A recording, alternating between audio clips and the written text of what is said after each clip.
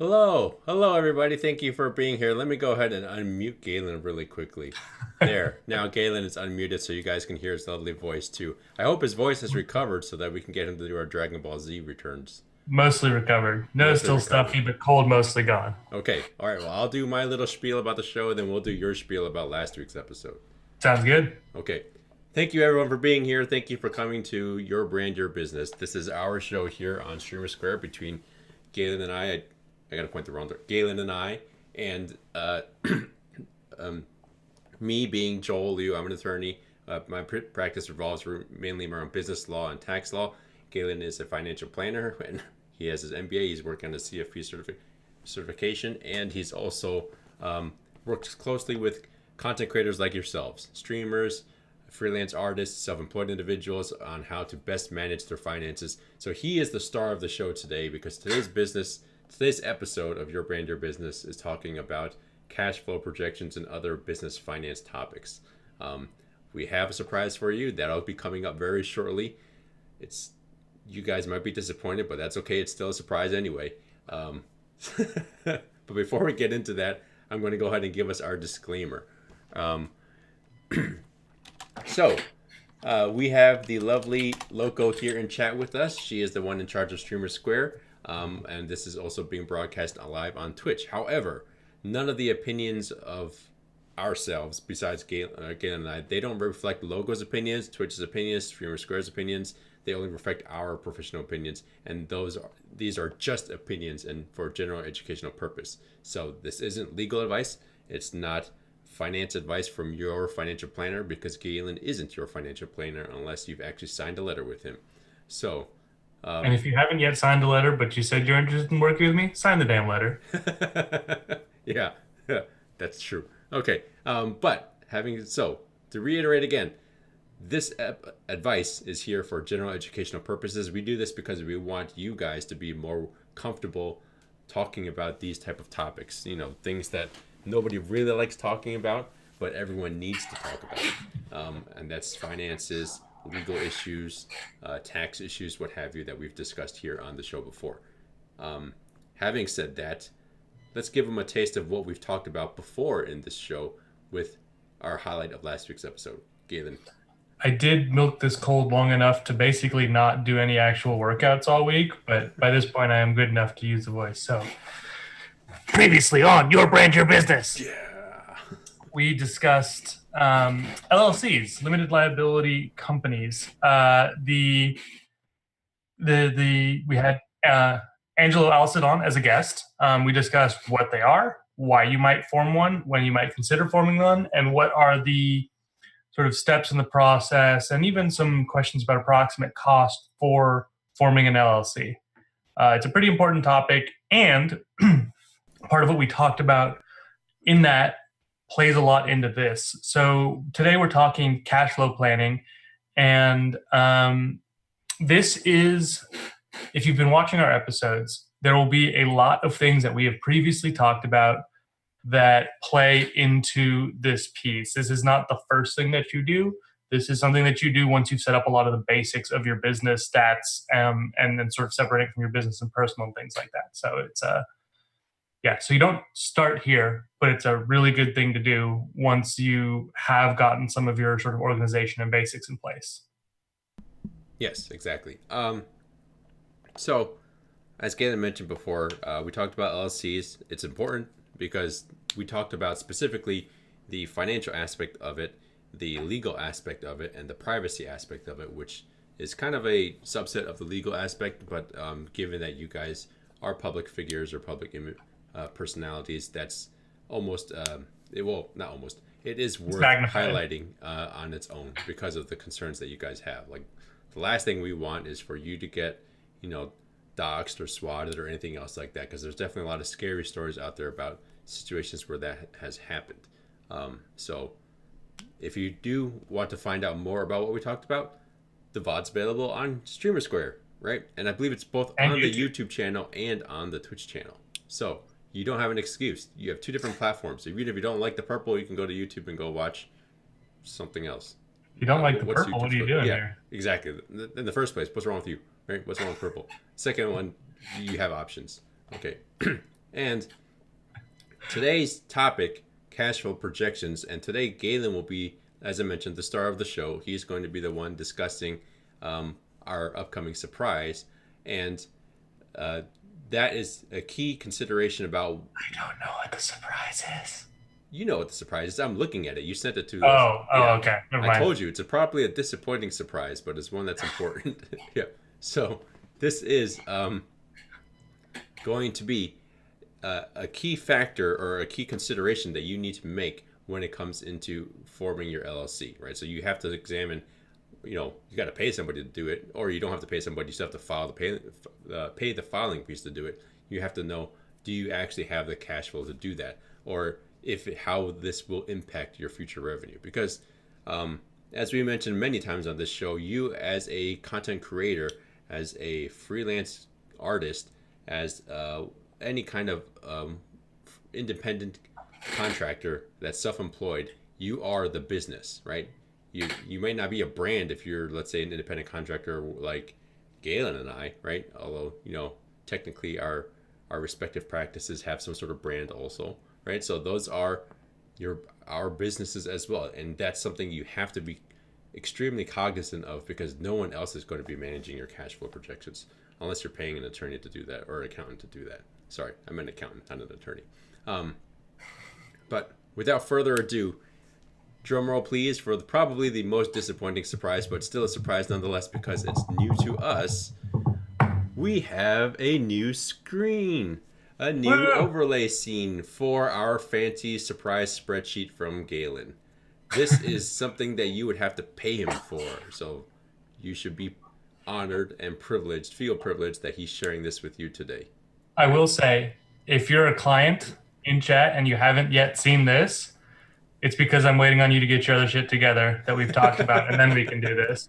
So, heads up there. Yeah. Um, Shame on you if you haven't seen it yet. no. Just as a heads up. Why am I showing all of these cool things to people before to you? This is why. So yeah, right. Isn't it so fancy? Actually, if you scroll up, we can talk a bit about it. But I want to first start. I will be just not rambling, but I will be talking for quite a bit. Joel, interrupt me if there are questions that come up, if there are things that you feel like I didn't clarify enough, all that kind of stuff. But I want to start with, before we actually dive into spreadsheets, which I enjoy doing, but is not like the most, engaging content always. I want to talk about what is cash flow, why is it important, how do you track it, which relates to this, and then what kinds of things do you do with the information once you have it. So first, what is cash flow? Cash flow is the amount of income that came into your businesses and expenses that went out over a period of time. It's a little different than what you might have called the income statement, because it's relying on actual cash. Income statement is like what you earned and spent in a month. This is what cash came in and cash went out. And the reason that that's an important distinction for streamers is because of Twitch's net 45 or net 60 payouts, depending on if you're a partner or an affiliate, meaning that if you earn money, say in the month of May, you wouldn't actually get paid out until July 15th if you were a partner, and until August 1st if you were an affiliate. So cash flow is looking at, when do you actually receive money? And then in that same month, usually you use month for a business, what are you spending out? And you want to project this forward because it can just tell you, will I have enough money to cover my bills in a particular month to actually potentially take some out of the business so I can use it to, eat? Or just, do you have enough to do, like, say, specific projects? So I know if you're a full-time streamer, or if you're someone who's working towards that, one of the things that's really important is innovating as a part of your stream, doing new things, upgrading your equipment. So like, for instance, yesterday, Loco did her first ever cooking stream, right? And she, I know, was using a lot of stuff that she already sort of had around the place to help set it up. But if that were to be a permanent fixture of her stream, you really would want to have some new specific equipment for it, right? That's an expense. You can project when that might happen. So what you do as a part of a cash flow projection is add in those kinds of things so that you can actually plan for it, so that you can actually know what if, what if I have a bunch of extra expenses in this month? Will I still have enough to cover it? Or will this be a lean month where I know that, things are going to decrease a bit, but it'll pick up again in the future? Oh, there you go. Had to buy a wireless mic and some extension cables. Exactly. So that's why this is really useful. It's not fun to do, but it also should be the basis point for a lot of your decisions about the business, because the question is always going to be, will I have enough cash to do what I want to do in the business? And then, also be a human who has their own expenses. So that I'd say is like the big important piece. And in this spreadsheet, we put in some of the normal income and expense items for streamers, but everyone's situation is a little different. For instance, on this one, because of the person that I happen to be working with, I didn't include Patreon because Patreon's not a source of income for them. But for other streamers, that would be a potentially huge part of their income thing that you need to account for here. And I think that's before we get into the the spreadsheet, because the spreadsheet is definitely the most important part, I would say, of today's show, because it shows you the actual realization of cash flow issues and how that, the practicality of it and how you go about calculating it. But for me, you and I are nerds, right? That's clearly show. We're nerds, right? A specific type of one. I mean, we're talking on Twitch to a Twitch audience. Yes, no, and not just that, but we're business nerds, right? Yes. So, cash flow to us, and I, because when we talk, and Galen and I talk quite a bit, just off, when we're discussing the show or topics to talk about the show, as we'll work with together professionally in other respects besides the show. When we talk, we don't have to reiterate a lot of these topics because we both know what they're talking about. The sad truth is financial literacy in the U.S. is not what it should be, right? Not even close to what it should be. That is further compounded when it comes to business financial literacy. And if you think about it this way, how many people actually on Twitch became accidental business owners, right? And in becoming accidental business owners, did they already have that financial literacy in the first place, or was it, were they already sound in that and they're able to then learn what they need to from a business financial literacy perspective, or are they just severely lacking in both? And I hate to say it, but I'm probably wagering closer towards the latter, in that people are just severely lacking in both. So if you think about cash flow projections, right? If we're talking in layman's terms, it's basically think of it as if you have savings versus if you're living paycheck to paycheck, right? There's a reason why the cash advance industry, or the paycheck advance industry rather, is as large as it is in the U.S. Right? If you talk to any financial planner like Galen, that is probably, and you saw his eyes roll, that should not be a thing that exists, right? There shouldn't be an industry in an ideal world. Yeah, in an ideal world, there shouldn't be an industry where they're charging you interest just to get money earlier, right? But the reality is that's definitely it happens for people, and it also happens for businesses. This is why you talk about businesses that need credit extended, right? So there's a lot of businesses out there, and you think about the bankruptcies, the high-profile bankruptcies we've seen lately. Toys R Us, right? I know out there they have, is it Bonton, right? Bonton's out in you guys. The whole Bonton family. It used to be, it's a department store. They're called Yonkers where I am. They might be called Robinson Scott or something like that. Carson Pine Robinson or something like that. That department store. I'll look it up, but I've never heard of it. Yeah, somebody in chat has to know what I'm talking about. They're a fairly large department store chain. They have regional names, but they're a fairly large department store chain. They just had a declared bankruptcy, and they're closing all their stores also. For a lot of these traditional businesses that weren't able to adapt to changes in their commerce landscape, right? So they weren't able to adapt to Amazon or big box retailers like Walmart or Target. They got hit a lot because, and one of their largest pain points was the lack of liquidity, right? When we're talking about liquidity now, we're just talking about, do you have cash available to pay the debts that you have? Or were you so saddled by debts that you have interest payments and everything else, and then you have a lot of maybe inventory, but inventory, you can't send the bank a t-shirt to pay off your debt, right? And you certainly can't pay your employees in t-shirts, at least not for long before they Yeah, leave. not for long, right? Yeah, because they can't pay their rent in t-shirts either, right? So It's like exposure bucks. exactly, yeah. Well, exposure is even worse because at least you can wear a t-shirt, right? Exposure isn't even going to keep me warm, right? But that's kind of the point we're talking about here, right?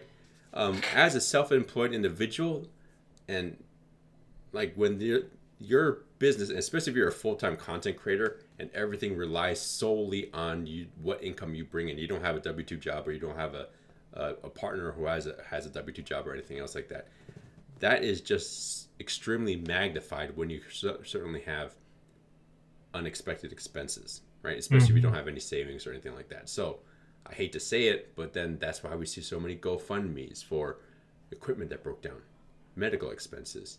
Like, we're not going to get into the health care landscape of America because that's a whole other dumpster fire that we don't have enough time for. But that those are a lot of things that if you had cash flow, that would, and well managed cash flow, that would help you in dealing with all of these unexpected expenses. Because if there's anything that's expected about unexpected expenses, is you can expect that you'll have them, right? That's pretty much the only thing. You don't know what the expenses will, but you should, as a business owner, expect that you will have unexpected expenses, and that's why you need float, or no, I'm sorry, not float. You need a cash moat, right? Have you used that term with clients before?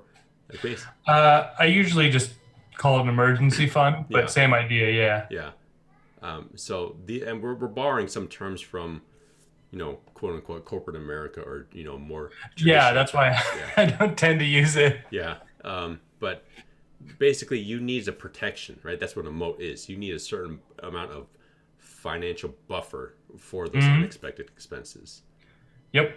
And one thing I commonly see as a I don't know if it's complaint or criticism or what about cash flow projections is that, well, for a lot of this, I'm just guessing. And the answer is, yeah, you are. You definitely are. Whatever you project, odds are that it'll be wrong, right? It won't be exactly correct. The point of the exercise isn't to therefore know down to the dollar and cent exactly what you'll earn and spend in each period of time. It's to get an approximation, and it's to then make plans around those approximations. Because, and then as time moves on and reality progresses, you will adjust those plans to match what reality actually dictated, but you at least have a guide that you're working on. And then that's better than nothing. That's better than just completely guessing on it.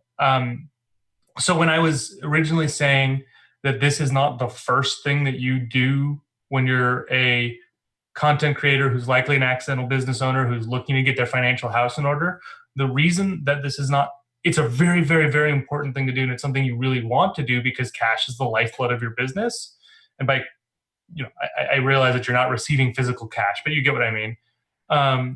But the reason this isn't the first thing to do is because if you want to actually put meaningful information into to do your projections, you have to first do the work that we've talked about of setting up business bank accounts, separating your business and your personal finances, tracking metrics that you have on your stream, all of those kinds of things. And then once you've done that, you can start putting it in here and getting a sense of what you'll have to account for. Part of what we have, and it's down below where you can see now, but it's we don't have to go there yet, but it's a really useful thing, is this also basically has a very rough, like, you'll be paying this much in tax, and accounts for you saving for it. So these are all things that we've talked about before that play into this piece. So a lot of the stuff that we've been doing might have had some repetition, Joe also makes a good point, but might be some repetition for things that we've talked about before, but those were foundational pieces to this. As Joe said, you can't project a cash flow, A, if you don't have the data, and B, if you aren't earning anything. Well, I didn't even mean it that, well, yes, that's part of my snarkiness there, but more so I meant it that a cash flow, as Galen mentioned, is an ongoing concern, right? Right. And it's something that usually you should be aware of it and planning for it at the very beginning. But you have to, like most businesses, once you start a business, you're going to understand that you plan on having no cash flow, or at least no incoming cash flow in the very beginning. You plan on a lot of outgoing cash flow. So but it helps you know if you're running negative, and it can help you know, like, oh, what if I got this type of growth? How long would I be running negative? How long would it take me to get to positive? Exactly. Yeah. So the point is that most businesses, when you're just starting out, and we talked about this last week with the LLC. We also talked about it before with business planning. It's you need to kind of expect or have the best is to do it on some sort of, if you have a 3-month supply of of finances that you need already, right? At least. Yeah. And then most businesses fail because they can't support the owner's expenses, not because they can't support the business's expenses. Because you can take out a business loan to give you the cash to give you that early moat that we were talking about just a bit ago, to help the business survive until it's earning cash flow. Yeah. But the issue is it enough to keep the business going, and then have you also having a roof over your head, eating, wearing clothes, all those kinds of things? Because if you weren't, for instance, able to buy yourself clothes, well, then guess what? You can't be streaming because that's against TOS. Yeah. So, I mean, think about it this way: when you're starting out as a new character in game, you always start out have some sort of starter gear, right? So this is the starter gear that you need. That includes some amount of gold, right? And then whatever starter gear you have, in this case it's your beyond just your daily necessities, but it's also your streaming equipment, right? You don't plan on starting without any starter gear. The cash flow then it's the economy of your character, right? So it's basically, you see how much you're spending. You know that in the beginning you probably will be spending more than you take in, but that if this is more than a hobby, which this show focuses on this being a business. It's called Your Brand, Your Business, not Your Brand, Your Hobby, right? So if this is a business, the end goal is the seek of profit, as we talked about last time. And that is, eventually you're going to need actual income greater than your expenses. Yep. So that's the sort of basics of cash flow and why you should project it, and some of the things that go into it, and some of the work that you have to do ahead of time just to be able to do this in a meaningful way. Again, like I said, you'll be making estimates, and you can play around with it too. The real goal is to get something you can plan off of. So when you're doing these kinds of estimates, I really recommend doing at least 3 scenarios. One scenario being what you'd consider a reasonable one, right? If you're a streamer who's at 500 subs and you're projecting out the next year, maybe don't project that you'll suddenly be at 2,500 subs at the end of the year, right? But some modest growth rate, and then another scenario, which is what if things stay the same or get worse, and then another scenario of what if things get actually do shoot up dramatically for some reason, because that does happen, right?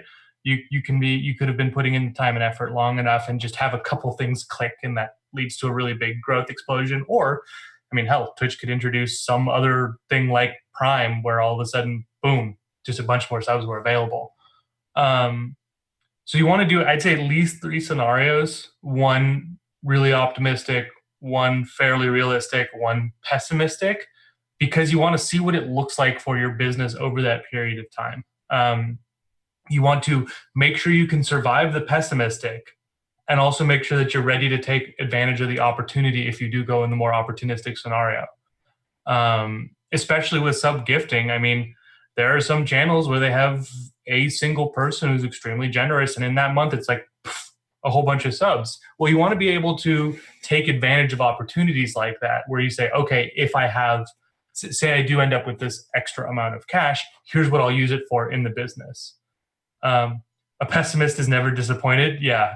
A pessimist is definitely, is usually not disappointed, right? But then they're never, I'm probably someone that is closer to a pessimist than an optimist. But at the same time, while you're never disappointed, you don't ever get the feeling of being hopeful either. Yeah. Yeah. No, Which I you think, want to prepare for the worst, yeah, but you also want to prepare for the best. yeah, and I think that's a point that actually I hadn't even thought about that much myself. It's just that, you know, let's say you do have, um, okay, it's while it's definitely a lot better than sitting on a lot of debt.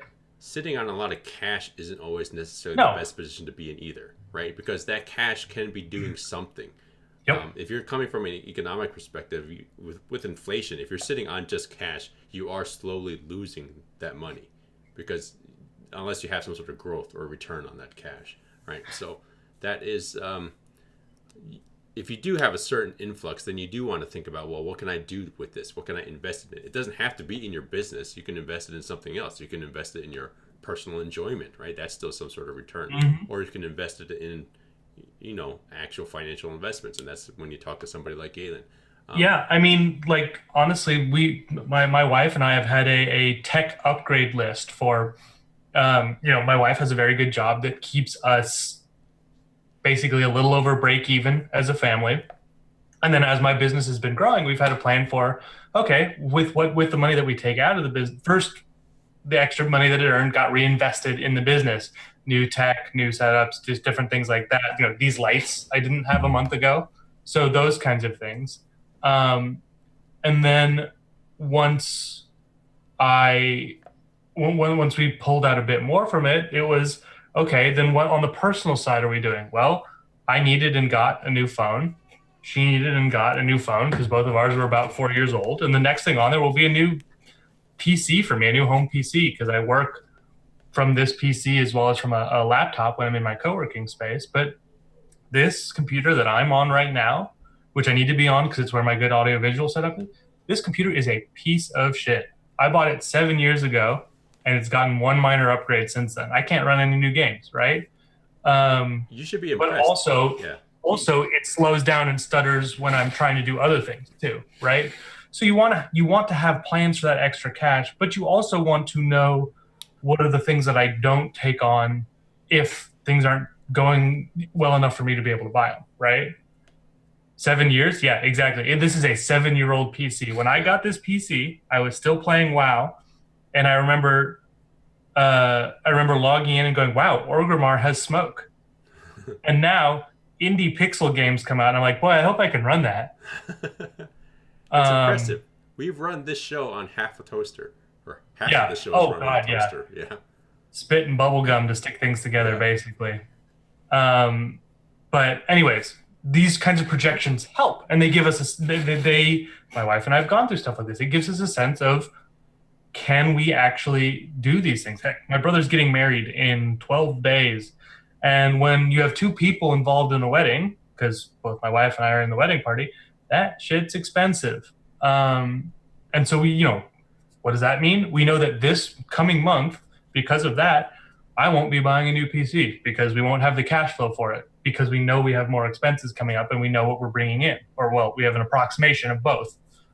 That being said, we look out in the future, approximately when might I be able to do it if things go as we expect. That's really helpful information to have because it's things that we can then use to make decisions. Yeah. And it's worth pointing out that this is responsible financial decision making, right? You could, of course, always apply for a credit card and then get a new PC and have a new credit card and stuff like that. Very true. But, yes. That isn't recommended because unless you're paying off that balance immediately, which if you want to do that, you need cash flow projections, right? Unless you're paying off that cash that balance immediately, then you're carrying debt on it. Then you're paying interest, and then you're getting charged interest on top of your interest, right? Which, I think part of the reason that financial literacy is as bad, or that credit card debt is as bad in America, is because of financial literacy is as bad as it is in America. So that's just kind of. Oh my God. I saw a content creator yesterday. I don't even remember who it was right now. So, but on Twitter, celebrate that they built up their credit enough that they got approved for a $400,000 mortgage, but the home they were looking to buy was $240,000. So what do I do with the extra $160,000? I mean, there are certain situations where that, because I have heard of people using home equity for investment stuff before. but it's You like you that know you doesn't mean that might you. it might be maybe 240 is a fixer upper, so you roll some of that cost Yeah, in the mortgage. That totally makes sense. yeah, but But don't there's no just way don't you're buying a two assume hundred that forty you thousand can. dollar house that you need a $400,000 mortgage. Yeah, Holy crap, that gave me a heart attack. I didn't yeah, didn't say anything at the time because I don't know the person super well, and it wouldn't be helpful to just be a dick on Twitter. But you yeah, don't finance just because you're offered a line of credit doesn't mean you have to take it. yes, yeah. That's important. Just because you got a woohoo $5,000 credit card and with a 5,000 with a credit card with a If five that thousand was dollar a credit line. client, I would grab them by the shirt and shake them Yeah. until they passed out, and then I would hit the decline button on their application. Yeah. Anyways, Yeah. So let's get into how this spreadsheet works then. Um, yes, so like right off, you see the first part is the income and the expenses, right? So these are some, typical income avenues, right? So these are typical revenue avenues that you have as a content creator, specifically as a Twitch streamer. You have subs, right? So your and it's a subscription little revenue. small on this screen. Can you zoom in a tiny bit? Yeah. Let's see if I can make it bigger without blowing it out of the proportion. Yeah, it should. Oh, that's right. You should be able to zoom a tiny bit. There you go. Is it better? How's that for you guys on Yeah, stream? definitely better. Okay. Perfect. Thank you. All right. So you have subscription revenue, right? So that is a common, um, that's probably a large portion of your revenue as a Twitch streamer. If you're not a Twitch streamer, you can replace this with anything else. You can replace it with, I know YouTube Gaming has subscriptions, Mixer has subscriptions. So that's like you can replace this with Patreon subs, right? Yep. Or patrons. They call them just, what do they call them? Patrons? Yeah. Patrons. Yeah, so you can replace this with patrons, or you can replace this with game with subs or anything else that's Yeah. out there. You can And if replace you this have with patrons split out by levels, I'd split it out by levels here too, and then play with what does it look like if people come in at different tiers. Yep, that's a good point. This can also be, let's say you're a freelance artist. This would be commissions, right? Yep. So Yep. if you are I don't know, if you sell goods of some sort, then this would be your gross sales. Well, I can tell you what mine includes. Mine includes for my own business. Mine has a couple things. So when someone hires me, there's a couple different things that they could hire me for, and a couple different components to each one. If someone hires me to do a student loan plan for them, there's a certain price rate. If someone hires me to do asset management for them, there's a certain rate there. If someone hires me for ongoing planning, there is both an onboarding fee plus an ongoing monthly fee. So when I put together my cash flow projections, it include and I do some project work for another firm. So when I put together my cash flow projections, I can I turn down my okay. Let me know how it is once Joel messes with it. So when I do mine, I have it broken out by each of those revenue sources. I say, what if I get, say, one new client per month with this much potential or this much potentially assets and do this many plans? That way, the spreadsheet does the math for me, and then I can just play with those numbers instead of having to redo it each time a lot more difficult, in a lot more difficult way.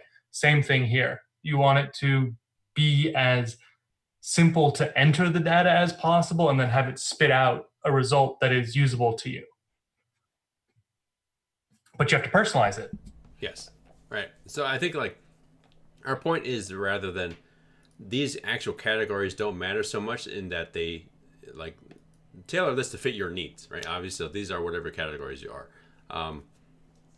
I work with a lot of restaurant owners. For them, this would be sales, right? So how many sales you have. You can break it down by dine-in customers, to-go customers, customers from third-party methods such as like Uber Eats or something like that, right? Yep. So you can break this down in a variety of different ways.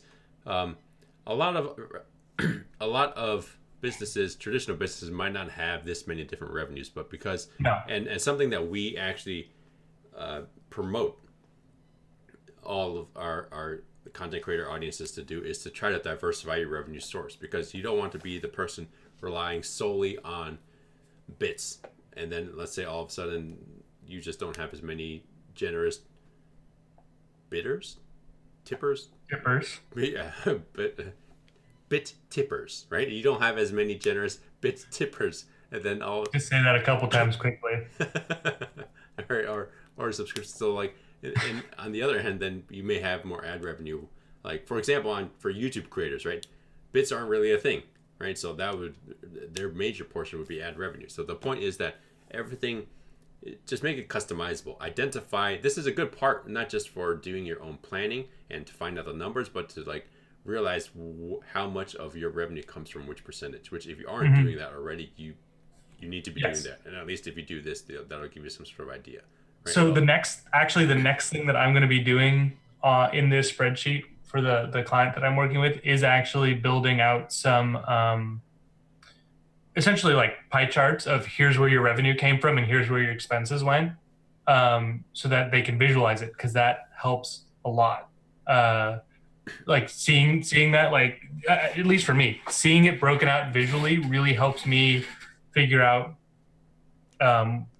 what I'm doing well, what things I could work on, if there are particular things that I should like be promoting more potentially, right? So that's one of the things that I'm going to do next. I just haven't done it yet. And I don't have a good excuse for why I haven't done it, except that yesterday I played The Fractured But Whole all day. Yeah. Instead of doing that. How's it? I haven't played any of those South Park games yet, although a good friend of mine. They're very fun. Yeah. I find them hilarious. They're actually pretty good RPGs, and then I find them hilarious. I've heard like whenever my wife walks by and sees what's going on screen, I just get like a kind of look from her. So there's pluses and minuses to it. I have to see your superhero at some point. Yeah. Oh my God, that's the biggest. So she was the biggest look I got from that was because my person was wearing a bra on their head, a monocle, and a Wonder Woman outfit. Nice. And I got a strange look for that one. I don't know why, but anyways, we'll talk about this. Yeah. I disagree on pie charts being overused. I like pie charts because I like percentages, because I think that gives you a better sense of. I like percentage pieces, which I guess you can do in bar charts as well, but that way I don't know, at least for me, I prefer those. But on the visualization side. But so for this spreadsheet in particular, I was starting with a specific client on this, or these aren't their figures. I cleared out all the data that I had when I made this copy of it and just entered in some sample. But the point of the spreadsheet, at least the way that I had built it out, is that it accounts for some of the quirks of Twitch, right? So if I put in 800 subs in the month of April, and I only filled in this April column. If you scroll down a bit, Joel, you can see you can see that it actually documents that cash coming in at different times. So subs, bits, ad revenue all come out in June, as they would if you earned them in April, but the other revenue, tips, affiliate sales, merchandise, all that kind of stuff comes out in the month that it was actually earned. Is that true? That's what I mean about I don't mean to nitpick, bro. I know. So tips would, if it's like a tip through PayPal. Streamlabs, right? Like PayPal. That's directly from that month. Bits and subs are definitely on the same Twitch float. Net 45, yeah. Yeah, merchandise. I'm pretty sure merchandise has a float. Yeah, and you'd have to figure out specifically what the float would be on it. But yeah, I'm actually fairly certain too that a lot of these would be like. And this it would be of like which month it is. You'd have to look into that specifically and kind of rebuild it. This is the legal part of it then, right? All of the agreements and the contracts that you sign with the respective people, like whether that's Twitch, whether that's DBH or Design by Humans, whether that's PayPal, Streamlabs, anything will show you. The key part to pay attention to them would be the compensation, right? It's either compensation or payout or anything like that. That'll tell you when and how they are going to send you the money that you've earned, right? This is important to know. And when we say float, I don't know if we actually defined this earlier, but it's worth defining again. Float is the difference in time between when you earn something or the income, right, and when you actually receive it, right? Yep. So in a traditional sense, if I'm let's say I'm a restaurant supply vendor, right? So if I sell you a case of chicken breasts, right, that is my income. That's day one or day whatever. That's when I've earned the income. But whenever you actually pay that bill, that is when the cash flow comes in. The difference is that is the float. For Twitch, as a Twitch partner, your subscription and tips and if you have merchandise through their Amazon program, that is all paid together as part of your Twitch. It's not a paycheck. What can I call it? Deposit, right? So payout. Yeah, the Twitch payout. Good. That Twitch payout doesn't happen for 45 days. If you're a Twitch partner, 60 days if you are a Twitch affiliate, right? So 45 and 60 is a very long float. Think about it. That's 2 months that you can't rely on that money except for 2 months, right? Well, right. You could get a sub on April 1st and not see it till June 15th. Yeah, right. You can't go that long without paying your rent, right? After a certain amount of time, you may get maybe a month, right? But typically the grace period is like 5 days, right? So you get if your income is on a 45-day float, but your expenses are on a net 30 or a net 15. When I say net 30 and net 15, that means you have to pay the remainder of your bill within 15 days or 30 days. That's a discrepancy that you need to make up for, right? And it's kind of problematic. Like, you might be thinking it's kind of unfair, right? Like, well, I've earned this money. How come all of my cash flow or all of my financial stress is just from differences in payout periods between my income versus my expenses? And yeah, that probably isn't fair, but that's the reality of it. Yeah. Right? In the ideal business world, you would collect all payments due to you immediately and pay your vendors as late as possible, because that gives you the most cash to work with. Yes. And there are businesses. Okay. If you think about it, this is the way insurance works, right? The insurance works as an industry because everybody is paying in premiums regularly, and they don't have to pay out unless they have people that are that you need to pay out for the actual expenditure, right? The triggering event. Yeah, right. So probably because I used to work in the life insurance industry, this one I can talk to. If I'm collecting premiums for you from 70 some years, right? And then I don't need to pay you until at the end of that 70, that is a huge float difference that is very much in favor of the life insurance company. Even if I pay you much more than what your premium actually was, right? They have actuaries to calculate to make sure that they don't actually pay you a lot more than what you've actually paid in. But what are they doing with all that premium payment in the meantime? They're investing it into other things. So they're making money off of the money you're giving them. It's the same as the way banks do it, right? They're making money off of the money you deposit with them. Unfortunately, as self-employed individuals, you're typically on the reverse side of that. You need to figure out how to pay money off of money you haven't received yet. Right. So that's kind of the power of the difference in cash flow, if you will. Yep. And I think now we can go into Boyfruit's question, since we're showing this now. The question being, when you have very volatile income, how should you put together this matrix for your projections if the last 6 months is very not likely to look like the next 6 months? And then honestly, I think that Boyfruit answered their own question of, it is just about thinking about those best and worst case scenarios. The ones who this would be the most dramatic for would be actors, for instance, where they could get a gig that pays them incredibly well and then nothing else for another year potentially, right? Or at least nothing significant. You want to run a bunch of different scenarios and see how you can prepare for that worst case and that best case, basically. It's a little easier as a streamer, because you have some consistency. I mean, you do want to account for things like sub drops. If there was a month where you knew that you were going to be gone, or you just wanted to add in a random sub drop just to see how you would survive that period of time. TwitchCon, for the large number of content creators that go to TwitchCon, is generally not something where they're making as much as they normally would be unless they're getting paid to make some sort of appearance, because they aren't online, right? They aren't live. They're missing the opportunity. Even if their subs mostly stay, they're missing all the opportunity cost for tips, for ad revenue, for someone to be inspired to do a sale, just for someone to discover them, right? So you want to, as much as you can, try and account for those things. Like again, say I were a full-time streamer, in the month of June, I'm busy a ton. There's my brother's wedding. My wife and I are taking an anniversary trip. There's E3. There's another conference I'm going to for it's a financial planning one. All of those things mean that I would, were I a content creator, would be on less. I would be streaming a lot less. So I'd want to have June be that's going to be a month where, maybe I get somewhat of a sub drop, but I'm also getting almost nothing in tip revenue, right?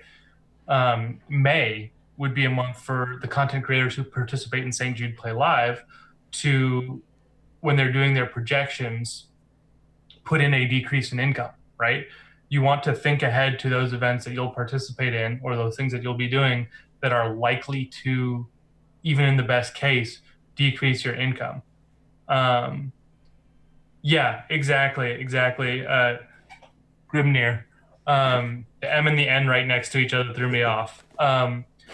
Yes, exactly. You want when you're doing this, you can run. First of all, I have no objection to someone running a straight line projection. What if I took this month and everything looked the same? Like, that's actually useful data to have. Is that what's going to happen? No, not even remotely, right? But it's still really useful information to have. If I were to continue at the pace that I'm at right now, what would it look like? Would I be okay? And then play with it from there.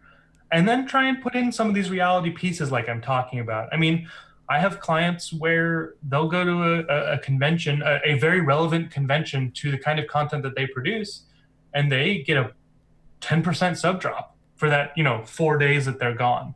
That sucks. That hurts, right? And it's mostly Prime subs.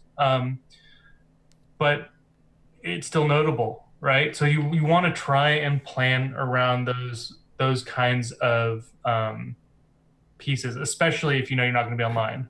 Yeah. And then similarly, you want to do, and I think someone just mentioned it, there you go, seasonal stuff, right? Actually, yeah, there you go. Okay, exactly that comment. You want to look at seasonal stuff. Are kids out of school and home for the summer and therefore more likely to be watching you more time? Is it the end of the year when maybe there's a big push to do holiday advertising? Is it the start of the year when suddenly everyone has their actual marketing budget refilled again, whereas maybe at the end of the year they were at the end of their marketing budget, so they weren't doing big spends? Is it the time of year where you're just getting a bunch of AAA releases that they're trying to get attention for, right? These are things where these are the kinds of things where if you do really good work on your past and talk to your peers about their past experience, you can do better projections. It won't be exactly the same, but you can at least try and work in some of the seasonality of Twitch plus some of your own specific times that you will be available or not. Yeah. For me, I'm about to enter an honestly pretty shitty time of year for financial planning.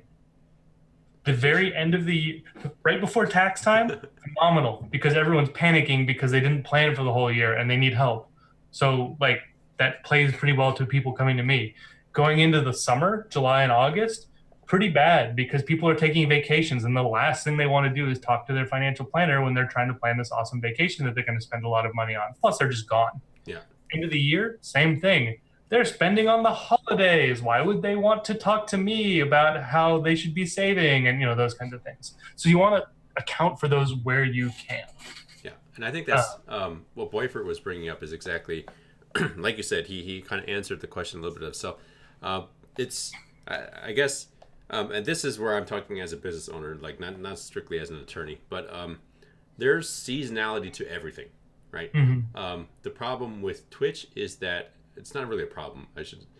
The complication with Twitch is that it's still a rapidly developing field. So the seasonality can still change, but you will see seasonality there, right? So right before E3, there's going to be huge pushes on marketing for games and stuff like that, right? So that could be something that you see for that. And that we also, right now, we're also seeing changes in kind of this portion right here of the income, right? So people who typically relied on subscription revenue and tip revenue a lot might start seeing, if they have an established channel, might start seeing that decrease in percentage of their total revenue because all of a sudden they're receiving more sponsorship revenue or they're receiving more paid revenue or marketing, that kind of stuff, right? So Yeah. that's all. The seasonality can change a lot, and especially in extremely volatile fields, which this counts as one of them. What the best thing you can do is to have accurate records and also, um, I guess, lengthier records as well, right? Because after a while, it's hard to see the seasonality when all you're looking at is 3 months. That's probably not even going to do. You won't see anything because 3 months doesn't cover the whole season. At the very least, you have a calendar year, right? So if you have like huge 6 month swings, then maybe you're looking at keeping track of cash flow projections for 2 years, right? So 1 year forward, 1 year back. Really, and it's important to point out that when we say projections, that it's in the name, right? These are estimations, right? If you really want to call it guesswork, these are at least educated guesses because you're taking in factors that you had from before, or if you really want to be proactive, you can talk to other people in your industry, figure out what works for them, and kind of use that as a means of getting more accurate estimations, right? Yeah, and don't let that uncertainty stop you from doing it, even if it's just deciding on whatever. I'm just going to do these couple of things. That's fine. That still is something that you can use and get a sense of. Because I think it's really easy to get caught up in the uncertainty of it and then do nothing. Yes. And like someone brought up in chat that the U.S. tax system is really convoluted, and yes, that's extremely true, right? That's why it takes so long. But if you think about it this way, tax return preparation is always a look back, right? So what we're talking about today is the not quite 100% opposite, but it is very much so the opposite in that this is all stuff looking forward. The thing is that you need to have accurate records of the past to be able to help you to have more accurate estimations going forward. But they're all tied together, right? So we just finished tax theme not too long ago, which we talked about all the tax preparation and tax planning that you need to do. This is what you do after all of that, right? To help you. Part of this will be like if you're doing this extremely accurately, then part of your expenses in here you'll also list out, tax estimates, right? Because those are expenses that are you do every what? It's April, June, September, December. Yeah. Yeah. Right. So every 3 months, so that's a part of an expense that you need to. And then if you're doing it accurately, and let's say you overpaid, then your income come May or June would be tax refund, right? So there's a lot of things that can go into this cash flow projection because sometimes it's not just income and expenses, right? So I mean, a tax refund wouldn't really qualify as income, but it is cash flow that's coming in. Right. It is cash flow. But like the way I have it in here is assuming that you're setting aside each month so that so it's a functional outflow because it's money that you shouldn't be touching kind of thing. Yeah, that's true. But yeah, the idea is January, April, June, September, you're actually paying out those quarterlies. Yeah. So, and I guess and the reason we're kind of, or I know basically I'm just parroting what Galen says, right? We're offering my little take and my spin based off my personal and professional experiences. But the reason it's worth parroting is that this is stuff that not nearly enough people do, let alone business owners do, right? Where if you want to be a successful business owner, I can't imagine anyone being a successful business owner without doing this. Unless they're by chance earning so much that they don't have to worry about it as much. But even then, that means that they're underutilizing themselves. Yes. Basically. Yeah. So if you have the good fortune of making enough every month that you don't have to worry about the expenses, then that's great, right? But you do have to know that you can't maximize what your cash flow potential would be if you aren't doing this type of planning and this type of analysis. And honestly, I've found it also helps mentally. Like if I know an upcoming month is not going to be a strong month because of that's how it's been in the past because of seasonality. Like for my clients who are doing, I have several clients who are doing a kick-ass job on the St. Jude Play Live. They're raising a ton of money, but there's also not getting income that they normally would because they're spending their efforts to raise for St. Jude. So that's in May, right? Their July payout is going to be real shitty compared to normal. And you know what? And as is their May, honestly, Yeah. if there would have been tips, that would go. But if they know that ahead of time and they've planned for it, it doesn't hurt as much when it happens, right? It hurts a lot more for someone to unexpectedly punch you in the back of the head than if you braced for it. It still isn't fun, but it doesn't hurt as much. It's a funny analogy, but accurate. Yeah. Okay. So, is there anything else in as part of this spreadsheet? Like, I mean, this is great for so basically, let's walk through the spreadsheet then. So this is the income for April, right? Yep. And then so this is part. Some of it is you're projected to receive it in April, and then you have here a tax rate. So you like this is what you meant by the functional outflow, right? Because Yeah. you're not touching it. This is just the only part you're touching is this net outflow, net tax part, or the net projection, right? So some of Yeah, this, if you enter in the income and expenses, it does most of it or it does the math, and as a part of that math, it pushes Twitch-based revenue out the net 45. Again, in this case, I was working with a partner, right? So we push it out net 45, and it does the math on this person at 800 subs, so it does subs times 3.5 for them, and those kinds of things. okay, so It this is divides the by sub 100. number then. That's Yeah, really cool. that's the So let's number just of let's just subs. estimate here. Let's say Play Live went well for them, right? So they raised a lot of money for Play Live, and that led to a lot of increased exposure, right? So now they're getting 1,000 subs in May. So now, how does that change here? Now all of a sudden you have right here. This is your projection for your revenue in July because that's the net 45. But at the same time, bits went down then because you got a lot more subs, but then you didn't get as much bits because people were donating to St. Jude on your behalf instead. So let's just call this, now this went down to 5,000, right?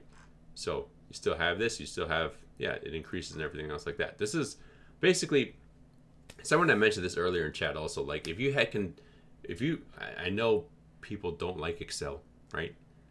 But this is one of the good things about Excel is that when you take the time to actually put in all the formula and all the work, then later on, it's very simple. You just put in the numbers, right? It's kind of like that analogy, or it's not an analogy, what is it? Parable. If you have 3 hours to chop down a forest, you spend the first 2 hours sharpening your axe, right? Yep. So that's this. This is basically you spend a lot of time making sure your Excel spreadsheet works well for you. Then it's something you understand. It also does the job it needs to, because then this makes it, like, back to Boyfruit's question, this makes it much easier to collect that data on a large scale if you have the formula spreadsheet already, right? Because then for next year, then I'm just going to copy and paste the exact same formulas, put it into next year. I don't have to deal with that same headache of putting all together the spreadsheet, but it'll be there so I can, all of a sudden you can do sheet 1 is 2017, sheet 2 is 2018, all that kind of stuff. And that'll help you to compare it more easily also. And you can even do things like document your actual over that period of time and compare it against your projection to see, are you systematically doing a projection that's too high, too low, that kind of thing. Yeah. Are you a little too pessimistic or optimistic, kind of thing. And then I'd say one thing that I have in here, that in this example we aren't yet incorporating, but I also have on the left there that growth rate column where you could adjust it so that instead of manually entering in subs each month, it could be, what if I put in a 5% growth rate, say, over the course of a year, you'd enter that formula and then just drag it across. And that can just be a nice kind of what if tool, right? I don't have it built right now to do that. Oh, okay. The thing after visualization, I mean, it wouldn't be hard to do, right? Yeah. You'd put in, you'd put in a formula in January for, it's just, you put in a number and then February would be this would be January this times that growth rate divided by 12 and all those kinds of things. The two things that I want to do with this that I'm planning on working on to make this more useful for my clients is that visualization piece we were talking about earlier. And then eventually I would love to be able to, hire someone to help me macro it so I can maybe automatically pull in some data. Like straight off of their panel and their stats and stuff like that. Yeah. That'd be pretty cool. I mean, I think that's a way off, and I'm decent at Excel. It would be worth my time to pay someone to do that just because of the amount of time I'd have to spend to learn it. Yeah. Um, Yeah, it's like that's definitely tangible. But as X is pointing out, there's a lot of things that you can do with Excel that I know I barely scratched the surface of. mhm. Yeah. Oh, anytime I do a pivot table or VLOOKUP, I have to double check my syntax on it. Yeah. Like I know how to do them. You know, I know what they do and I know how to use them, but I have to double check just the specifics of it anytime I do it. Yeah. Um, but yeah, so that I mean, but that is how you'd use it, and then you try and enter in, you know, your normal expense information. So processing fees would be that, you know, if someone's tipping with a credit card, you're getting charged the 2.9 plus 2.9% plus 30 cents, right? Those kinds of things. If you have a manager, what do you pay them? If you commission stuff at certain times of year, what do you pay them? So, like, you know, if you're Dan's Gaming or Co Carnage, where every new game that comes out, you're redoing your emotes to be on theme, like, it's cool that you do that, and they've clearly got the revenue to do it, but it's also expensive. Yeah. Or what if you know that you're going to need to upgrade your computer at a certain point because there's a whole new crop of AAA games coming out that you want to play where your computer might not be able to run them optimally? Or what if you just know that right now you don't have a dual PC setup, but you feel like you might need one, or you might be needing to get a new mixer or whatever the heck it is, right? You want to you want to account for that where you can in here in these expenses, because that can help you look at the cash flow. The last thing that I would say, and this can kind of, I don't have much more after this, so unless we have questions come in, we can sort of start to wind things down. Yeah. But the last piece to this, if you want to get really like fancy but also accurate, is when you have if you go down to the projections and you have the cash flow, put your business bank account balances underneath those, and then have it do the math on what do your account balances look like over that period of time. Because it could be that the projection shows you running a net negative in a month because of high expenses. For instance, you're going to 2 conventions that are on your own dime or something like that. Well, then tie it to those bank accounts to see, do you have enough money to live through that just fine? Because if you've got a reserve set aside in the business bank account and you run and it builds up over time and you pay yourself off some of it and then also have a deficit in a month, maybe it's not that bad that you're running that deficit in that month. Maybe you've just saved enough. So that would be the last step that can be really nice to do, is tying the cash flow to your actual account balances. Yes. Yeah. And I think that's, I mean, like, obviously we've presented, or more accurately, Galen's presented a lot of information, but a lot of valuable information today.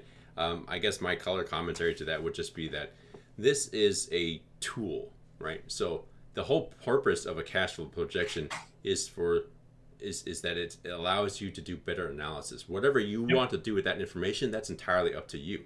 So the cash flow could help you figure out, do I have the means to take a vacation later in the year, right? That has nothing to do with your business. It's just all about fun. But that is good to know if you're able to better assess your projections, right? Same as if you want to do strictly business, then yeah, means I have this much surplus this year. How do I go about reinvesting that into making my business better? Or on the other hand, I'm going to have a projected, deficit of this amount. What do I need to do? And when do I need to do it, more importantly, to be able to make up for that deficit, right? And how long can I sustain it, right? Yeah. I've got $5,000 in the bank and I'll be running this deficit for this many months. Will I run out of money? Yeah. So, and it's this is getting okay. So just to tie it back into gaming, so there is the current game right now that I've dabbled in a little bit is BattleTech, right? So part of BattleTech is it's obviously my computer can't run BattleTech. Yeah, it's fun, but part of the stupid Java update. Get out of here. No one uses you anymore. Okay, but anyway, the part of it is that you have the actual, the actual term-based strategy portions that you're using, but the other side is that you're managing a mercenary company, right? So one of the funny things is they do cash flow projections in the game, right? So you have salaries for all of your mech warriors. You have upkeep There are costs. whole games based around that, right? Yeah, Like football club manager yeah, and things exactly. like Yeah, that. but then like this, and I wish that they had this right. But you could have this if you had an accurate projection in real life. They have this little graph in the top corner that has like months, right? It shows you how many more days left in the fiscal month before like financial reports are due, and then based off of your current, fund balance, how many months do you actually have before you run into bankruptcy? Because like the Joel, if you introduce me to the streamer who actually wants to do that kind of stuff, you've performed a miracle. Yeah. Yeah, I mean, like people, and that's the funny thing, right? Because like it's the same as like the whole Stardew Valley thing. This stuff we'll all do it in game, right? So we like doing financial projection stuff in game because it's cool. We actually get people nerd out over like economy, having like maximum economies for different things in StarCraft, or having like doing all that stuff. Or people like to go mining in game, right? So like Minecraft, I'm just there digging for gold. But if you ask me to do that in real life, I'm just like, what the hell would I want to do with this for, right? It's funny that people find enjoyment of it in game, but then when they won't do it in real life, even though it's important. And I'm no exception to that rule. Yeah, I hate doing accounting stuff. Yeah. It's how you know how you're doing. Yeah. It's awesome. It doesn't mean that I don't do it. I just hate doing it. Yeah. Yeah. So that's what I had for today. Yeah. If we've got other questions that are coming in, I can take a shot at them. Yeah. Otherwise, I think we can wrap up. Yeah. For some reason, the dashboard isn't showing me the stats that we have. I think we've been at least for an hour and a half already. So, but No. We've been live for a little. I'd say about an hour and 10. Okay. We have enough time. Hour 15. Okay. Oh, nice. Hour. Okay. So, I don't know why dashboard wasn't updating for me, but it still shows me as offline in dashboard. But yeah, if you have any questions, please feel free to ask them now, whether they're related to cash flow projections or just basic business finance or financial literacy, or really anything that we talk about as far as business goes. Again, this is Your Brand, Your Business. Thank you, Galen, for doing that command. This is a show where I, Joel Liu, and my partner Galen, those are our links to our Twitters. We were Shang at Law and Galen HTEC, where we just discuss topics like this, right? We may not be the most attractive people on Twitch. We may not be the best game players on Twitch. But what we do have that very few other people on Twitch have is our professional background, right? So we incurred a lot of student loan debt to get to the degrees that we have, right? And then we spent a lot of time and sweat and tears getting the licenses that we have. So that is the taking, stupid exams that you have to actually.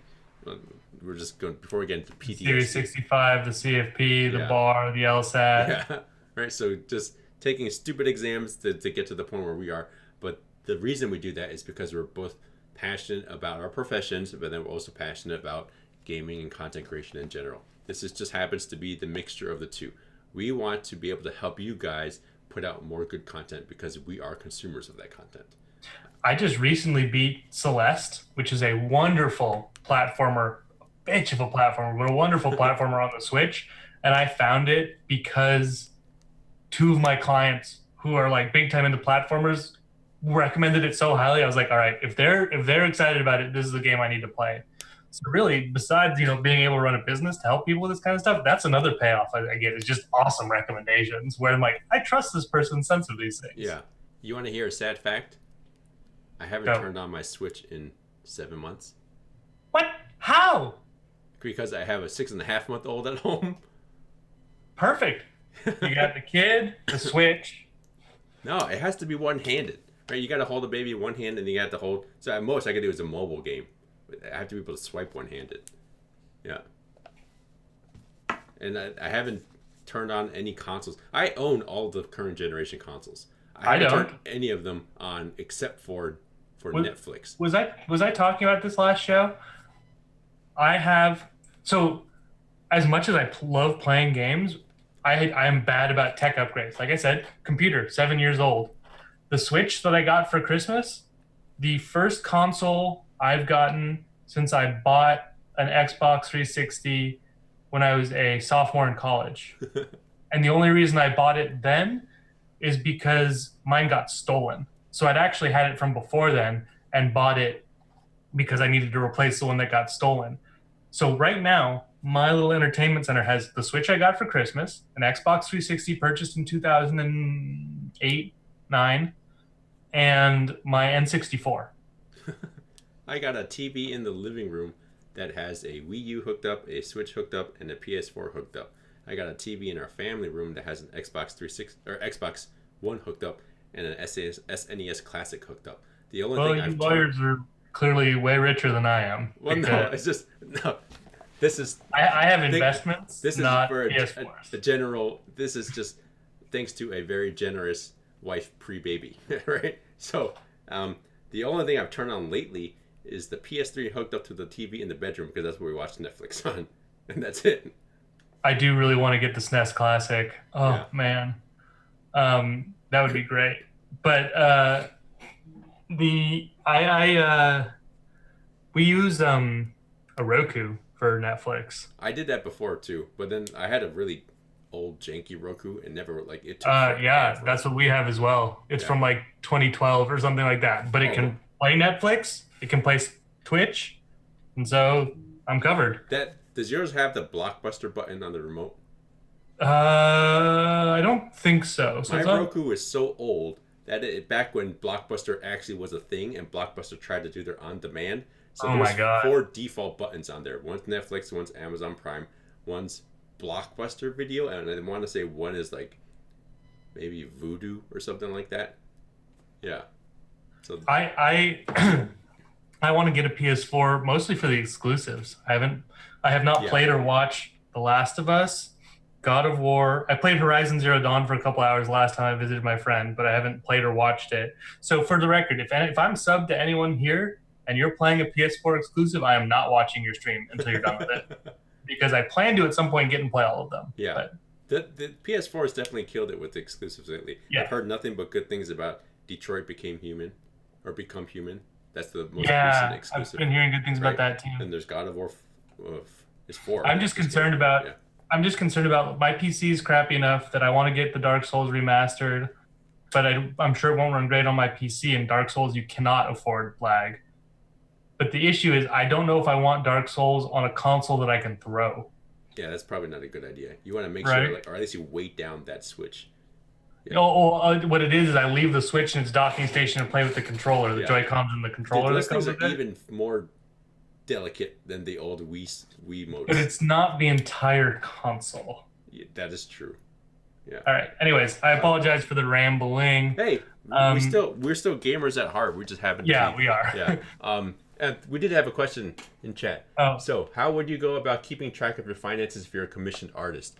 I'd argue that it's probably even more important to do this because you don't have something like Twitch payouts to keep track of that for you, right? So Twitch payouts. How do you mean tracking is what I would ask. So it kind of depends on what you use for your own.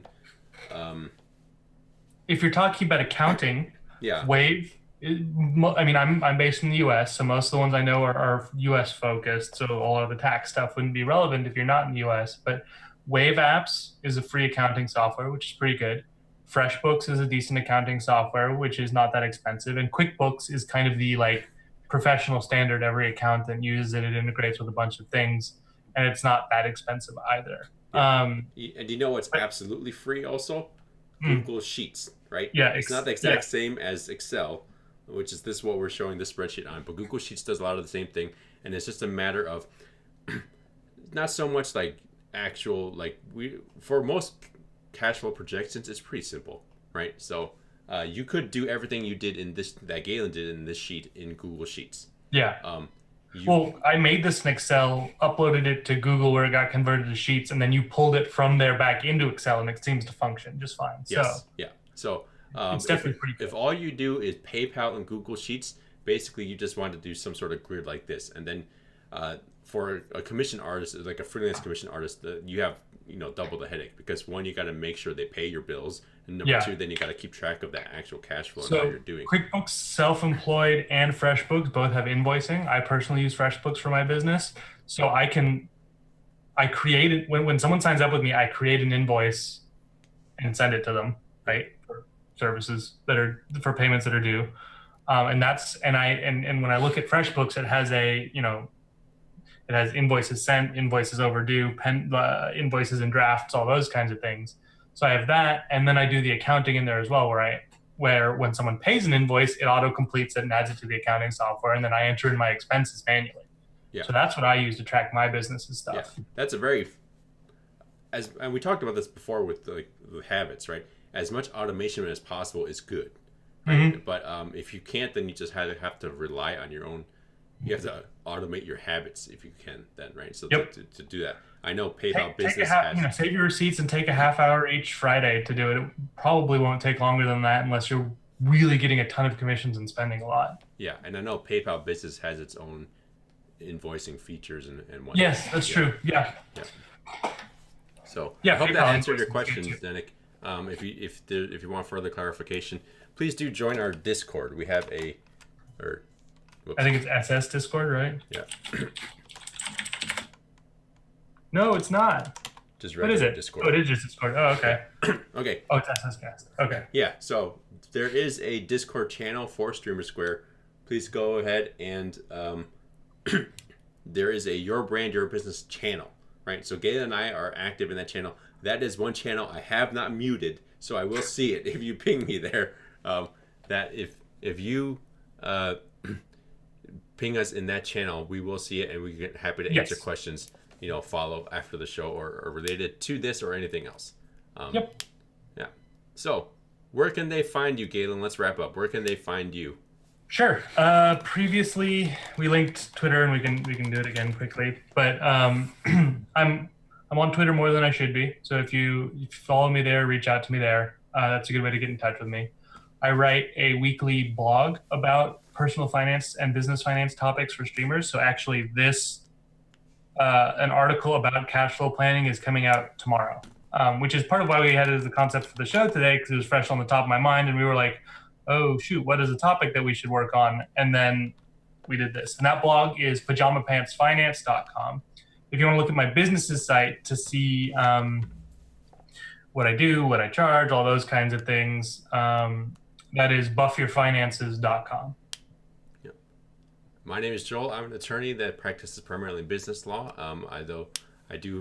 My passion is to help small business owners, which you guys are all small business owners, right? Mm-hmm.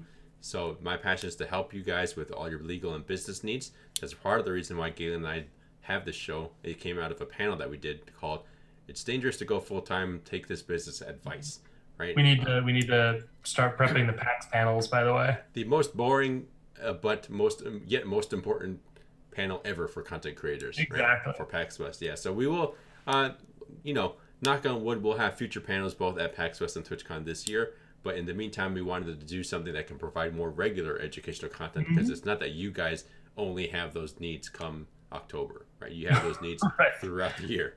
So that's why we have the show. That's why, and thankfully, Loco was generous enough to help us bring this show to increase the production value and bring it to a better audience here the production value. Yeah. I don't think I have the scenes from our old stuff here in OBS. Probably for the better. But yes, thank you for being here. Thank you for showing up. It is worth pointing out that starting next month, right? So we are going on a kind of a summer hiatus. As Galen mentioned, Galen's got a lot of trips coming up, including a brother's wedding. There's also Father's Day in June, which we didn't do a show on Mother's Day, so it's only appropriate that we don't do a show on Father's Day also. We might potentially be doing guest hosting spots, right? Yep. So either one of us, if the other one's not available for the week, one of us might bring on a guest host to talk about different types of topics that are maybe of interest for you guys. So if you have any topics that you want us to discuss or guests that you might want to see, please go ahead and join that Discord and also mention them there, so make those suggestions there. I'm going the 3rd, 17th, and 24th of June. Yes, please feel free to go ahead and follow us on our respective Twitters. That is where we post most of the updates. Highly encouraged. It makes us feel way better to have more followers. We are not immune from that. We are pretty vain, but we're also very delicate, right? But then, so it's nice to have the follower count. But really, more importantly, that is where we post updates regarding the show. Whether there'll be a show this week, whether there will be a last minute announcement of what Posted minimum 4 hours in advance of the show. That was my fault. We did it once. There was 1 week when we actually promoted on a Monday for the show on that Sunday, and we did like pretty standard promotion. We did pretty good promotion. We need to get back to doing that because I think that was successful. But thanks for being here, guys. Thank you for the questions. Thank you for chat. Special thank you to Galen for being here as always, and Loco for having us here on StreamerSquare. All right. Thanks, guys. Talk to you later. All right. Bye, folks. See ya.